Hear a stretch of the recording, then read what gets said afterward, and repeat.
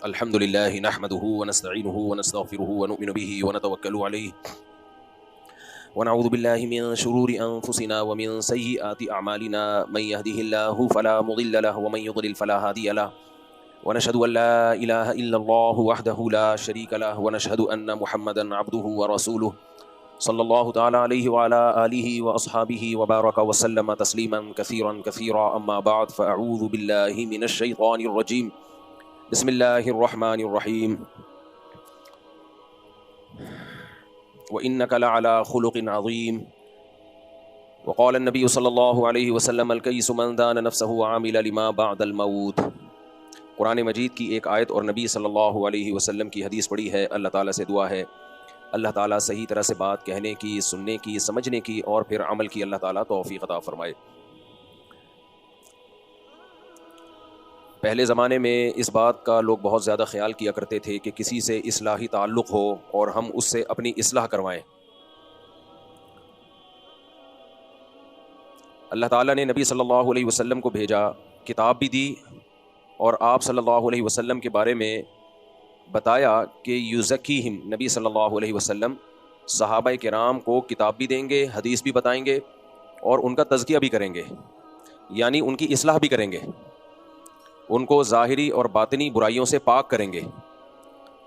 तो नबी सल्लल्लाहु अलैहि वसल्लम की ज़िम्मेदारियों में एक बहुत बड़ी ज़िम्मेदारी ये थी कि अपने साथ उठने बैठने वालों को, अपने ऊपर ईमान लाने वालों को सही इंसान बना देना, कि वो अखलाक़ी बुराइयों से और जिस्मानी बुराइयों से पाक और साफ़ हो जाएं। कुछ बुराइयां अखलाक़ी होती हैं और कुछ होती हैं जिस्मानी। जिस्मानी बुराइयां वो नज़र आती हैं, उनका बुरा होना आसानी से समझ में आता है, इसलिए उसमें नज़रियात की इस्लाह की ज़्यादा ज़रूरत नहीं होती, कॉन्सेप्ट क्लियर करने की ज़्यादा ज़रूरत नहीं होती। चोरी सबको पता है बुरी चीज़ है और मुसलमान नमाज़ छोड़ने को बुरा समझता है, चाहे वो अमल करे ना करे। लेकिन जो अंदर की बीमारियां हैं, जिसको अखलाक कहा जाता है, तो अखलाक की इस्लाह करना भी नबी सल्लल्लाहु अलैहि वसल्लम के मनसब में दाखिल था। आप सल्लल्लाहु अलैहि वसल्लम को जो अल्लाह ने नबी बनाया, तो आपकी जिम्मेदारियों में एक जिम्मेदारी ये थी कि सहाबाए किराम के अखलाक को दुरुस्त करना। अखलाक कहते किसको हैं, इसको बहुत अच्छी तरह से समझने की ज़रूरत है, काश ये समझ में आ जाए। अखलाक का मतलब हमारे यहाँ उर्फ में जो समझा जाता है वो ये है किसी से मुस्कुरा के बात करना और अच्छे लहजे में बात करना। लेकिन आपको पता है बहुत से 2 नंबर लोग यही काम कर रहे होते हैं, चापलूसी, चमचागिरी करने वाले चापलूस, इनके अखलाक बहुत अच्छे होते हैं। लालची लोग, हजरत जी करके ज़मीन में गड़ने वाले, लेकिन उनका कोई मफाद होता है, शोहरत के भूखे होते हैं या दौलत के भूखे होते हैं। ऐसे मीठे लहजे में बात करेंगे। कुरान ने मुनाफिकों की अलामत बताई है, व इन यक़ूलू तस्मा लिक़ौलिहिम, कि जब ये बात करेंगे तो ए नबी इनके लहजे में इतनी चाशनी, इतनी मिठास होती है कि आप इनकी बात सुनेंगे गौर से, यानी पैगंबर सल्लल्लाहु अलैहि वसल्लम भी सुनेंगे इनकी बात कि भाई क्या शानदार बात कर रहे हैं, ऐसी बलागत और ऐसी चाशनी और लबो लहजे में ऐसी नरमी। व इज़ा रअयतहुम तुअजिबुका अजसामुहुम, उनके जो खड़े होने का स्टाइल है, बातचीत का स्टाइल है, वो अंदाज पसंद आएगा आपको।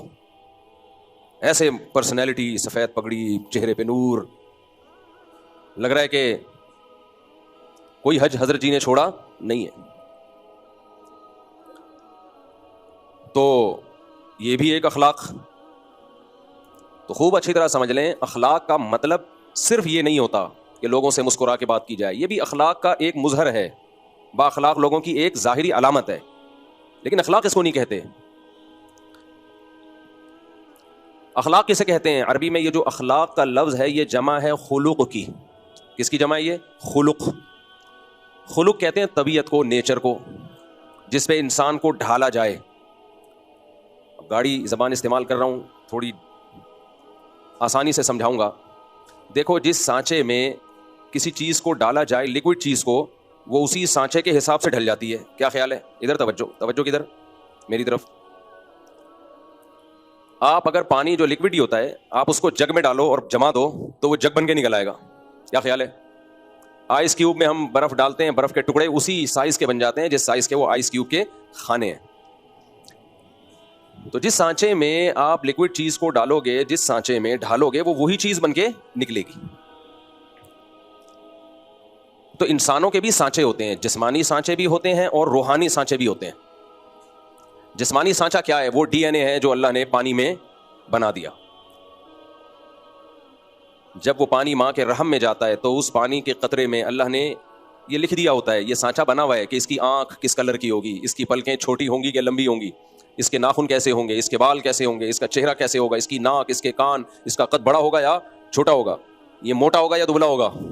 बच्चा उसी हिसाब से बनता है जो डिज़ाइन अल्लाह ने उस पानी में बना दिया।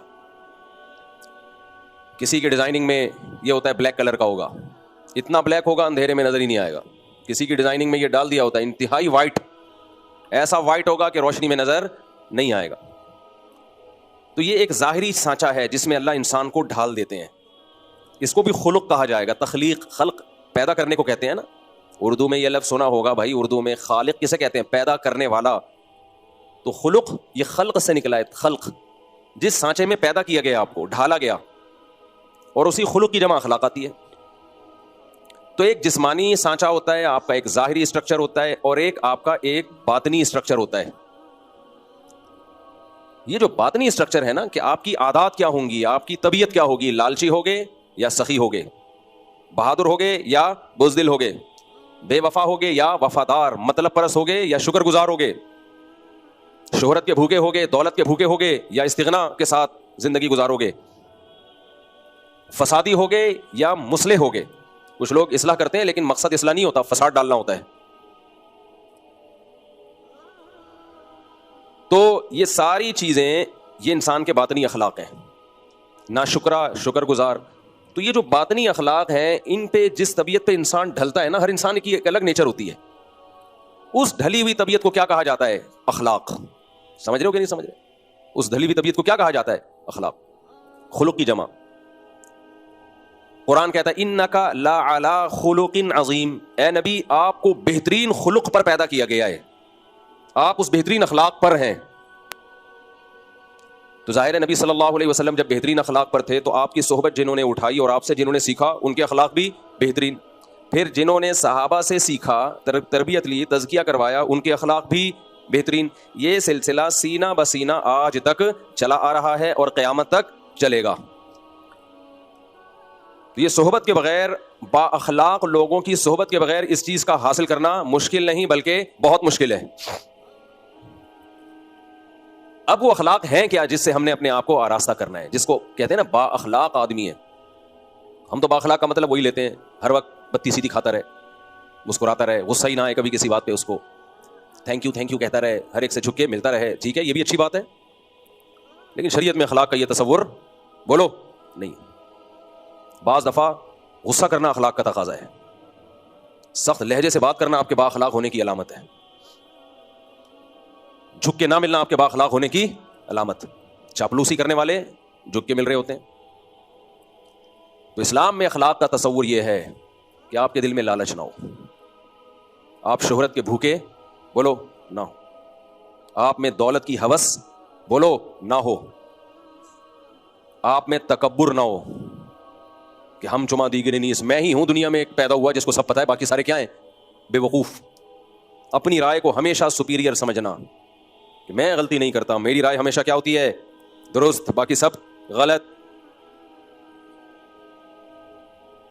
नाशुक्री, जिन्होंने खिलाया पिलाया, एहसानात किए, उनकी छोटी छोटी बातों को राई का पहाड़ बना देना।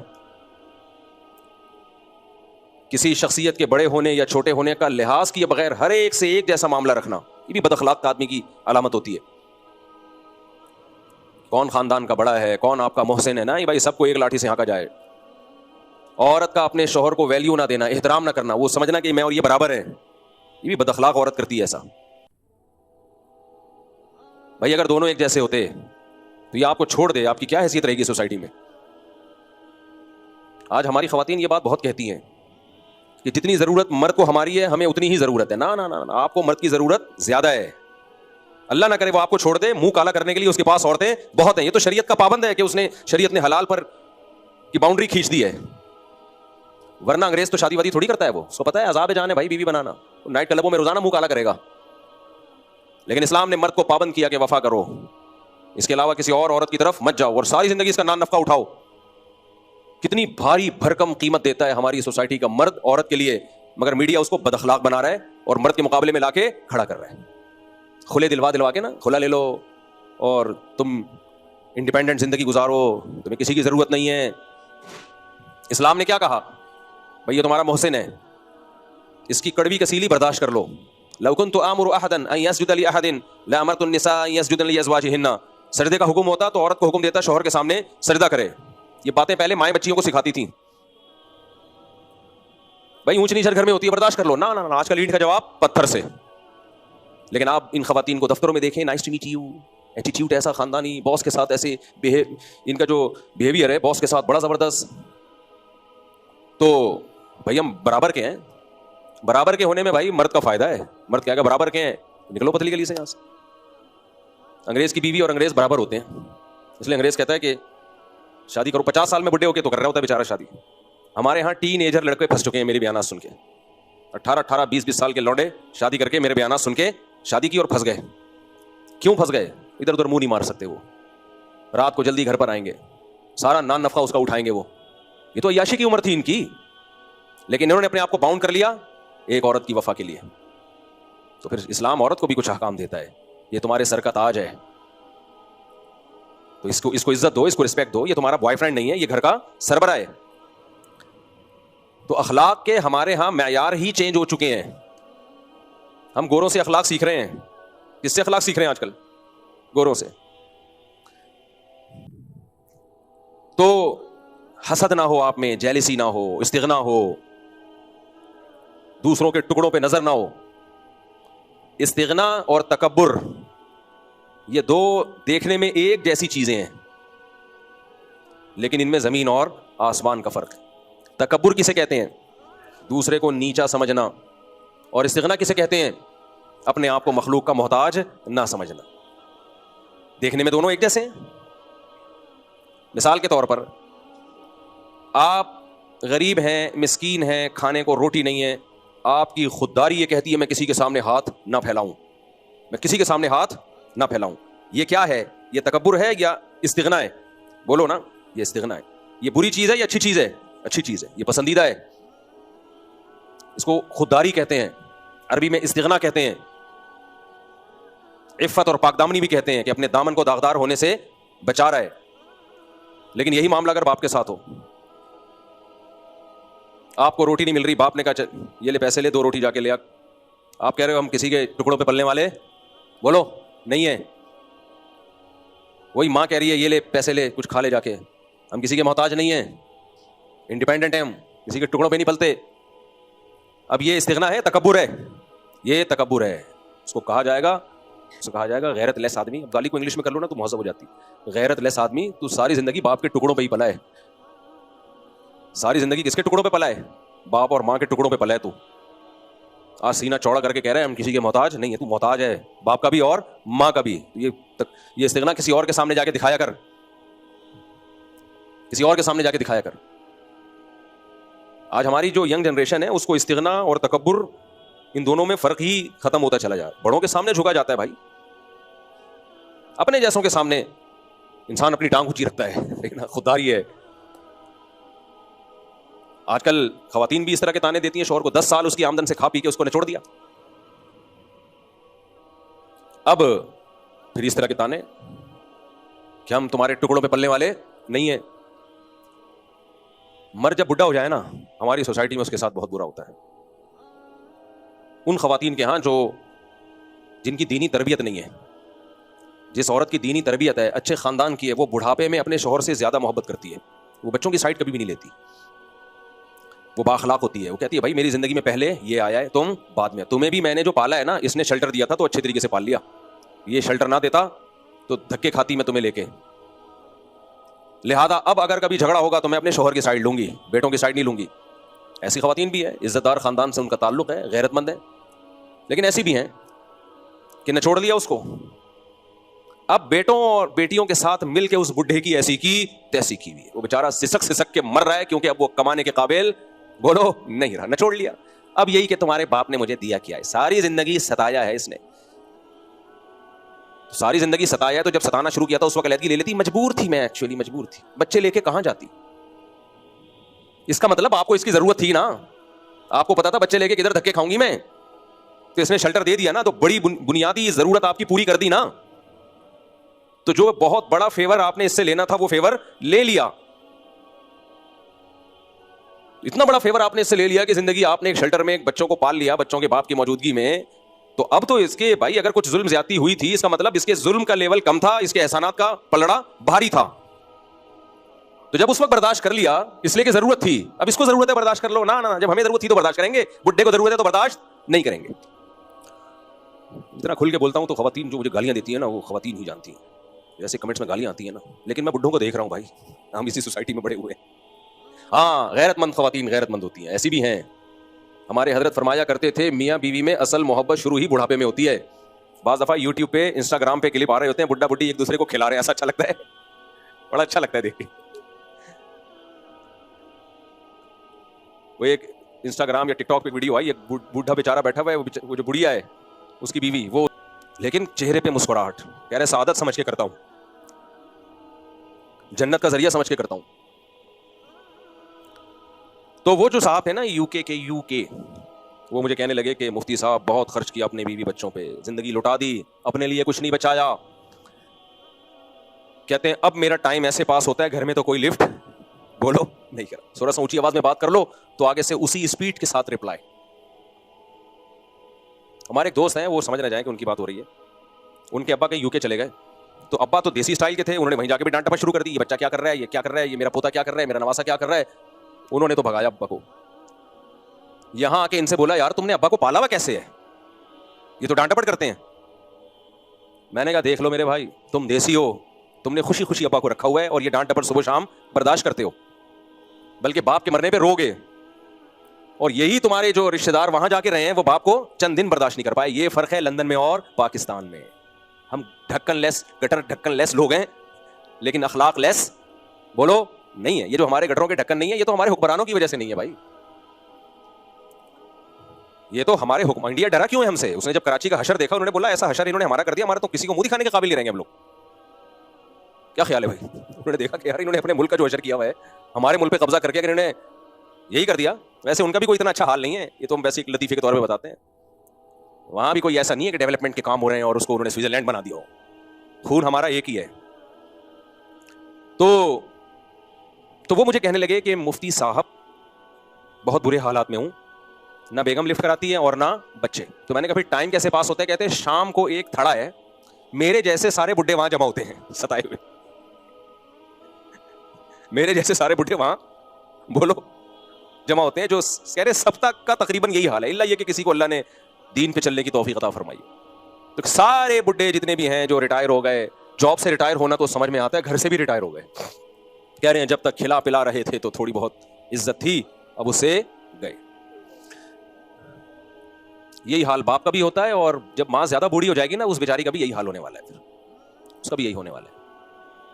तो फिर वो उसको कह रहे हैं कि हम सारे बुड्ढे एक जमा होते हैं, फिर अपना दुख और दर्द शेयर करते हैं एक दूसरे के साथ। बता आज तेरी कितनी बेइज्जती हुई घर में? वो कहता है मेरी इतनी बेइज्जती, बता तेरी कितनी बेइज्जती हुई। तो बा अखलाक एहसान फरामोश बोलो नहीं, जिससे की आपको जरूरत है उसके लिए तो सभी झुक जाते हैं उसके सामने। देखो मैं बार बार माँ बाप पर क्यों बोलता हूँ, क्योंकि हम दुनिया में देख रहे हैं कि हुकूक की आवाज़ उठाई जा रही है, ख़वातीन के हुकूक की, बच्चों के हुकूक की, जानवरों के हुकूक की। कुरान ने सबसे ज़्यादा अगर हुकूक की आवाज़ उठाई है तो माँ बाप के हुकूक की। अब यार या तो कुरान सही है या अंग्रेज सही है। कुरान बच्चों के हुकूक की बात करता है इतनी नहीं जितनी माँ बाप की बात करता है। कुरान बहन भाइयों के हुकूक की बात करता है इतनी नहीं जितनी माँ बाप के हुकूक की बात करता है। कुरान खवातीन के हुकूक की भी बात करता है इतनी नहीं जितनी माँ बाप के हुकूक की बात करता है। कुरान रियासत के हुकूक की भी बात करता है इतनी नहीं जितने वालिदैन के हुकूक की बात करता है। कुरान पड़ोसियों के हुकूक की बात भी करता है इतनी नहीं जितनी वालिदैन के हुकूक की बात करता है। कुरान बीवी के हुकूक की बात भी करता है इतनी नहीं जितनी वालिदैन के हुकूक की बात करता है। कुरान शौहर के हुकूक की बात भी करता है इतनी नहीं जितने वालिदैन के हुकूक की बात करता है। बात भी ज्यादा करता है और उसके लिए सीगे भी अलग से इस्तेमाल करता है। वो वाले सीगे वर्डिंग यूज नहीं करता जो बहन भाइयों के लिए यूज करता है। जब कुरान दीगर रिश्तेदारों की बात करता है तो हुक्म देता है अल्लाह तुम्हें ये करो ये करो ये करो। जब माँ और बाप की बात करता है तो ववस्सैना वसीयत कर रहे हैं हम तुम्हें, क़ज़ा रब्बु का फैसला कर दिया तेरे रब ने ऐसा करना है तुमने। जो सेंटेंस है उनमें भी बहुत जान डाल देता है कुरान। और फिर कुरान जिस तरतीब से बयान करता है, कुरान माँ बाप जब हुकूक की बात करता है ना, दूसरों के अपने हक के बाद नहीं बात करता। माँ बाप के हुकूक की बात करता है तो अपने बाद सबसे पहले माँ बाप की बात करता है। गोरा नहीं करेगा ये बात। गोरा फादर डे मनाएगा लोगों को बेवकूफ बनाने के लिए, और हमें भी बेवकूफ बना दिया उसने। हमारे यहाँ भी ये जो सेकुलर लिबरल लोग हैं ना, फादर डे और मदर डे मना रहे हैं। इन बेचारों पे मुझे बहुत, इनको अल्लाह ने दुनिया में ही जहन्नम दे दी है यार। सेकुलर और लिबरल हो के ना मौलवियों का मजाक उड़ा उड़ा के ये दाढ़ी वाले, ये शलवारे टखनों से ऊपर करें। ये मौलवी हमें तहजीब सिखाएंगे। तहजीब तो फलां यूनिवर्सिटी में सिखाई जाती है। प्रोफेसर साहब कितनी स्टाइल में बात करते हैं। ये मौलवी लोग तो फतवे झाड़ते रहते हैं एक दूसरे पे। आने दो बुढ़ापा, अभी याशी खत्म होगी तुम्हारी। फिर जाके देखा करो मौलवियों के घरों में क्या हो रहा है और तुम्हारे घरों में क्या हो रहा है। वो है ना भी लंदन में केस आया, आइसक्रीम माँ ने मंगवाई, बीबीसी की रिपोर्ट है ना, बीबीसी की है ना। बच्चे ने आइसक्रीम मंगवाई, माँ ने नहीं दी, बच्चे ने पुलिस को बुलाया। अब माँ को अंदर तो नहीं किया पुलिस ने, लेकिन आ गई पुलिस, तंबी करके चली गई है। इसमें मैं बात करूंगा इंशाल्लाह सवाल जवाब के सेशन में, क्योंकि हमारा सेकुलर लिबरल तबका बहुत अप्रिशिएट कर रहा है कि कानून इसको बोलते हैं भाई। एक बच्चा भी जब चाहे पुलिस को बुलाए तो बुला सकता है। ये होती है कानून की मजबूती। और हमारे यहां डाकू घर में घुसे हुए आप पुलिस को बुलाओ तो पुलिस नहीं आती भाई। कानून की का मजबूत होना अलग बात है, मजबूत या कमजोर होना, दुरुस्त और सही होना अलग बात है। इसको देख रहा है हमारा सेकुलर तबका, कानून मजबूत है, ये नहीं देख रहा कि सही भी है कि नहीं है। गलत कानून अगर मजबूत हो उसके साइड इफेक्ट बहुत खतरनाक होते हैं। ऐसा कानून मजबूत ना होता ज्यादा अच्छा था। हमारे यहां भी होता है बाज़ दफा बच्चा पुलिस को बुलाता है, पुलिस कहती है किसने थप्पड़ लगाया, बाप ने लगाया। पुलिस कहती है हम तो रोजाना अपने बेटे को एक दो चमाट तो गरीबी में मार रहे होते हैं। तो कानून मजबूत नहीं है, लेकिन है बहरहाल ठीक है कि अब्बा ने अगर एक हाथ थप्पड़ लगा दिया तो मारना नहीं चाहिए कि आप जाके गरीबियों में मारना शुरू कर दें। मैं मार को अप्रिशिएट नहीं कर रहा, जो तरबियत मोहब्बत से होती है मार कुटाई से नहीं होती। लेकिन अगर बाप ने मार दिया, मां ने मार दिया, बेटे को यह राइट नहीं है कि पुलिस बुलाए। वो बाप का बिला वजह मारना गलत अगर है तो बेटे का आगे से रिप्लाई करना उससे बड़ा गलत है। ये नाकाबिले मुआफी जुर्म है, ये नाकाबिले मुआफी जुर्म है। लेकिन अंग्रेजों को इस जुर्म का जुर्म होना मालूम नहीं है, क्योंकि खुदा को नहीं मानते तो खुदा के हकाम को भी नहीं मानते। नफ्स परस्ती की बेस पे जब कानून बनते हैं तो उसके साइड इफेक्ट यही होते हैं, यही साइड इफेक्ट होते हैं उसके। हमारे यहां तो भाई बचपन में हम टीचरों से पिट के नहीं अपने मां बाप को बताते थे कि टीचर ने मारा है, क्योंकि अगर अब्बा को आके बताते ना टीचर ने थप्पड़ मारा है तो 4 थप्पड़ अब्बा अलग से मारते कि टीचर की शिकायत क्यों कर रहे हो। बाकी को टीचर ज्यादती भी करते हैं, बेतहाशा मारते हैं, उसको मैं कभी भी अप्रिशिएट नहीं करता। बेला वजह मारते हैं, अपनी गुस्सा कहीं और का होता है, निकालते किस पर है, बच्चों पे। वो तो नाजायज है। मैं तो सिर्फ एक समझाने के लिए कि पहले क्या अदब सिखाया जाता था। मैं मार को प्रोमोट नहीं कर रहा कि टीचरों को चाहिए बच्चों को थप्पड़ छप्पड़ मारा करें, इसको प्रोमोट नहीं कर रहा। सिर्फ ये बता रहा हूं कि अगर टीचर ने कभी हाथ उठा लिया है कभी कभार तो शिकायत बनती नहीं है। ऐसे छुई मुई नस्लें वजूद में आ रही हैं, माँ बाप डर रहे होते हैं अपनी औलाद से। उल्टा सेटअप, ये जो हदीस में आता है ना, अंतलिदल अमतु रब्बतहा, कुर्ब क़यामत में बांदी अपने आका को जनेगी। औरत जिस बच्चे को पैदा करेगी वो बच्चा औरत का बाप बन के हुकूमत करेगा अपनी माँ पे। वो आज नजर आ रहा है। बाप बेटों को नहीं जन रहा, बाप अपने बाप को जन रहे हैं। क्योंकि माँ बाप आजकल ऐसा बच्चों के सामने उनके मिजाज का ख्याल कर रहे होते हैं कि कहीं हमारा बेटा या बेटी इसके सिनफे नाजुक पे गिरा ना गुजरे। कहीं हमने ये बात कह दी पूरा नाप तोल के, ऐसा ना हो कि बच्चे को बुरा लग जाए। इतना उसमें ऐसा एहतियात से काम लेते हैं, कोई जरा सा कुछ ऊंच नीच ना हो जाए। अबे भाई ये बाप है। मैं अक्सर एक वाक़या सुनाता हूँ ना, पुराना हो गया पता नहीं चलेगा। मैं वाक़यात जब सुनाता हूँ जब वो एक्सपायर हो चुके होते हैं। मुर्गियों से पहले के वाक़यात हैं सारे, ये सारे वाक़यात मुर्गियों से पहले के हैं, जब मेरी मुर्गियाँ हुआ करती थी। दुआ करो कमेटी वाले मुझे दोबारा इजाज़त देते मुर्गियाँ पालने की। अच्छा खैर, पाली भी हैं दूसरी जगह पर, लेकिन वो दूर है। तो खैर, तो वो वाकई भूल गया मुर्गियों से पहले। हाँ, एक साहब आए अपने बेटे को लेकर, बड़े एजुकेटेड फैमिली, बड़े पढ़े लिखे खानदानी किस्म के, अपने बेटे को लेकर आए कि कुछ समझाना था उसको। माशाल्लाह पैंट शर्ट में, और बड़ा एक गेटअप से भी पता चल जाता है ना वो पढ़ा लिखा आदमी है, अच्छी फैमिली से उनका ताल्लुक। मेरे सामने बड़ी पस्त आवाज़ में बात करें, बेटा जवान 24-25 साल, बहुत आराम से धीमे लहजे में कि देखिए आप मेरे बेटे को ये समझाइए मुफ्ती साहब काइंडली, ये ऐसा करते हैं, ये वैसा करते हैं, यूँ करते हैं, आप इनको समझाइए। आवाज़ अब्बा की क्या थी, बोलो, पस्त, कि बेटे की शान में कहीं गुस्ताखी ना हो जाए। और बेटा जब बात करे तो 2-2 फुट उछले, टिकी नहीं रहा जमीन पे, ऐसे बात कर रहा हो। और बाप फिर उसको कह रहे देखें बेटा लाउडली मत बोलें, काइंडली देखें मुफ्ती साहब, नहीं ऐसा नहीं है जैसा ये कह रहे हैं, नहीं मुफ्ती साहब ऐसा नहीं है, ये गलत बयानी कर रहे हैं। और बेटा फिर चीख रहा है, मुंह से झाग निकल रहा है उसके। मैंने कहा यार मुझे कुछ ऐसा लग रहा है कि कुछ गलत हो गया है, फितरत की तरफ से कुछ क्या हो गया है। वैसे फितरत कभी गलती करती नहीं, लेकिन कुछ ऐसा लग रहा है कि जिसको पहले पैदा होना चाहिए था वो बाद में पैदा हो गया, जिसको बाद में पैदा होना चाहिए था वो, बोलो, पहले पैदा। मैंने कहा घर में उल्टा सेटअप चल गया है, क्या इसको पहले पैदा होकर बाप बनना चाहिए था और आपको बाद में पैदा होकर इसका बेटा बनना चाहिए था। स्टाइल से तो यही लग रहा है कि ये बाप है और आप बेटे हो। स्टाइल से ये लग रहा था कि जो बाप है वो असल में क्या है, बेटा है, और जो बेटा है वो असल में क्या है, बाप है। और ये सिर्फ एक का स्टाइल नहीं है, आजकल घरों में ये स्टाइल लॉन्च हो गया है। ये ड्रामों से, फिल्मों से, यूनिवर्सिटियों में सिखाया जा रहा है कि तुम इंडिपेंडेंट हो, तुम इंडिविजुअल हो, तुम किसी के मोहताज नहीं हो, ह्यूमन राइट्स, हर एक का अपना एक हक है। और वहां से भी ये सब चीजें आ रही हैं। और ड्रामों में दिखाया जा रहा है शौहर ने बीवी को एक थप्पड़ लगाया तो बीवी ने भी रख के पूरा स्टाइल से पूरी 5 उंगलियां उसके जड़ दी। लोग क्लैपिंग कर रहे हैं नीचे कमेंट्स में, माशाल्लाह ऐसा ही होना चाहिए ऐसे शौहरों के साथ। मुझे ख्याल हो रहा था कि अल्लाह करे इनकी बीवियां इनको ग्रेवी में एक एक चमाट सबको रख के दें। शौहर का चमाट मारना, थप्पड़ मारना गलत है भाई, लेकिन इसका यह मतलब थोड़ी है कि अगर उसने मार दिया तो बीवी भी आगे से एक चमाट लगा दे। गलत चीज को खत्म करने के लिए उससे ज्यादा गलत क्यों करवा रहे हो? तो इसलिए कहते हैं अखलाक। अब समझ में आ रहा है अखलाक किसे कहते हैं? वो टोपी ड्रामे वाले अखलाक की बात नहीं कर रहा जो जापानियों में है, किंग कॉन्ग, वो सबके वो कोई मुश्किल काम नहीं है। वो वाले अखलाक सीखने एयर होस्टेस की जॉब कर लो, 1 महीने में आ जाएंगे वो अखलाक। आपने 1 महीना लगेगा ट्रेनिंग में। एयर होस्टेस को 1 महीने में सिखा दिया जाता है तमीज से बात करनी है, बदतमीजी बोलो नहीं करनी। लेकिन इससे वो माँ बाप को पालना नहीं सीखती, वो शौहर के साथ हुस्न सलूक नहीं सीखती। तो ये वाले जो एयर होस्टेस वाले अखलाक हैं कि मुस्कुरा के बात करना, ये 1 महीने की ट्रेनिंग से आ जाते हैं। लेकिन हमारे यहाँ चूंकि वो भी नहीं है इसलिए आते वो भी नहीं है। लेकिन खैर एक मिसाल दे रहा हूं मैं। ओरिजिनल अखलाक जो है ना वो थोड़ा डिफिकल्ट है। वो पैगंबरों की सोहबत के बगैर नहीं आते। या उनकी सोहबत उठाओ जिन्होंने पैगंबरों की सोहबत उठाई, या उनकी सोहबत उठाओ जिन्होंने पैगंबरों की सोहबत उठाने वालों की सोहबत उठाई, अल्लाह वालों की सोहबत उठाई।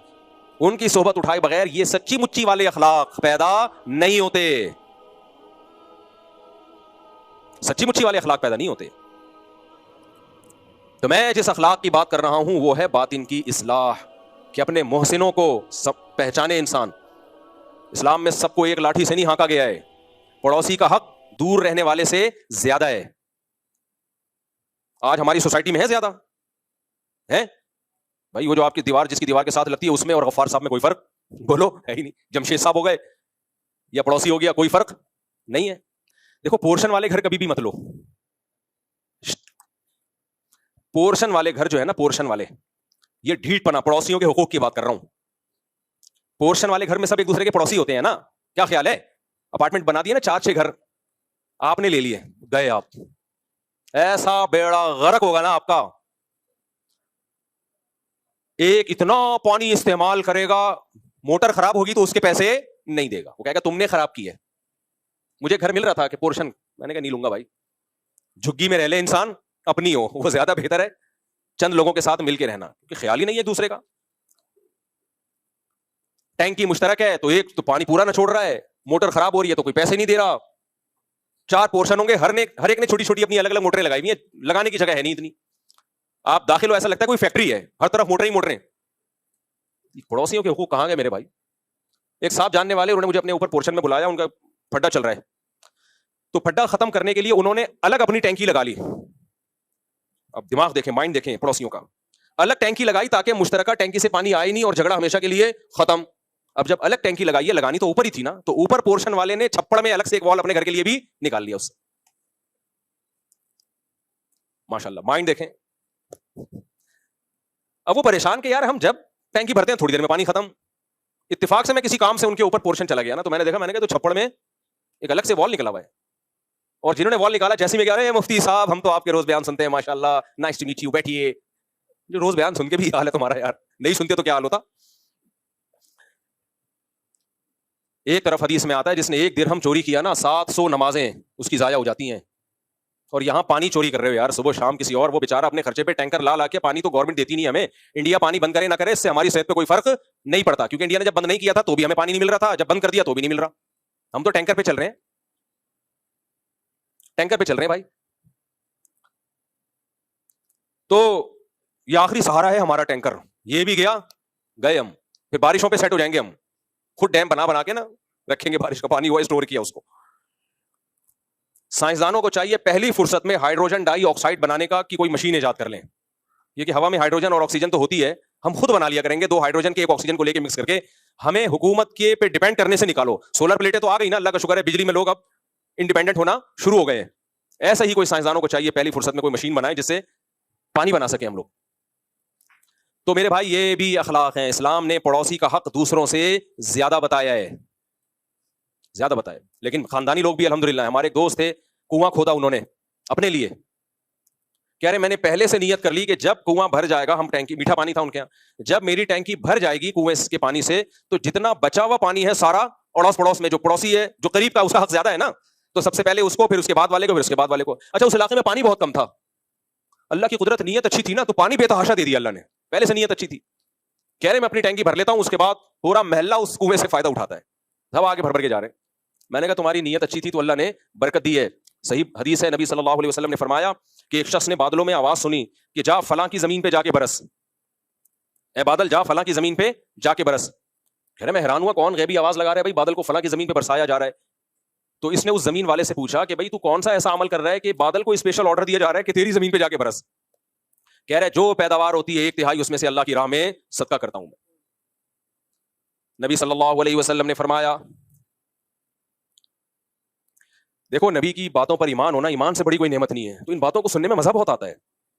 ये बेईमान लोगों के लिए नहीं है।